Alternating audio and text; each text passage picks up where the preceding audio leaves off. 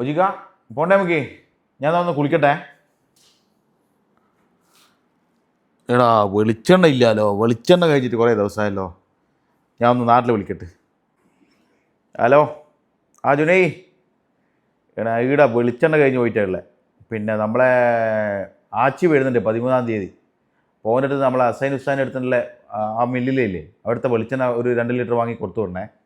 അർജൻറ്റാണ്, മറന്നുമല്ലേ.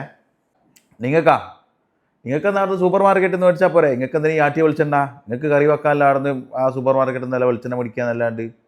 തനിക്കിടെ ഭയങ്കര പ്രശ്നമാണ്. എൻ്റെ ഈ തല മുടി തേച്ചും പോയി ആ വെളിച്ചെണ്ണ ഇല്ലായിട്ട്, ആട്ടിയ വെളിച്ചെണ്ണ ഇല്ലായിട്ട്.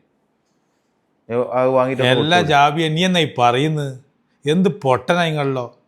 വീട്ടിൽ കറി വെക്കാൻ വേണ്ടിയിട്ട് ഏതോ ലോക്കൽ വെളിച്ചെണ്ണ, എൻ്റെ തലയിലെ മുടി കൊയ്യുന്നതിന് എനിക്ക് ആട്ടിയ വെളിച്ചെണ്ണ ഹസൻ ഉസ്താദല്ല പറഞ്ഞ ആ മില്ലിലെ വെളിച്ചെണ്ണ തന്നെ വേണം.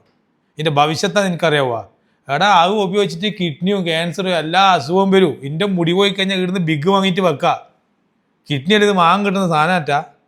വീട്ടിലേക്ക് നല്ല മില്ലിലാട്ടിയ വെളിച്ചെണ്ണ, ശുദ്ധമായ വെളിച്ചെണ്ണ ഉപയോഗിക്കുക. ഇവിടുന്ന് വേറെ തേച്ചിട്ടിലേക്കും പ്രശ്നമില്ല. എന്താ നമ്മുടെ അവസ്ഥ? അത് കറക്റ്റായിട്ടാ മുജിക്ക നിങ്ങൾ പറഞ്ഞത്. നമുക്ക് എന്തെങ്കിലും രോഗം വന്നു കഴിഞ്ഞാൽ നമ്മൾ തന്നെ ഇത് കാണേണ്ടി വരും. കാരണം ഇതിപ്പോൾ കിഡ്നി പോലത്തെ എല്ലാം പോയിട്ടുണ്ടെങ്കിൽ ഒരു കുടുംബം തന്നെ തകർന്നു പോകും. ഇത് ചെറിയ പൈസ എങ്ങാനും ഇതിന് വേണ്ടേ. എന്നാൽ പിന്നെ നിങ്ങളും തന്നെ വാങ്ങിക്കോട്ടാ. ഹസൻ ഉസ്താദിൻ്റെ ഹവാ വെളിച്ചെണ്ണ തന്നെ വാങ്ങിക്കോ. അതാകുമ്പോൾ ആരോഗ്യത്തിന് നല്ലതാണ്. ഓക്കെ.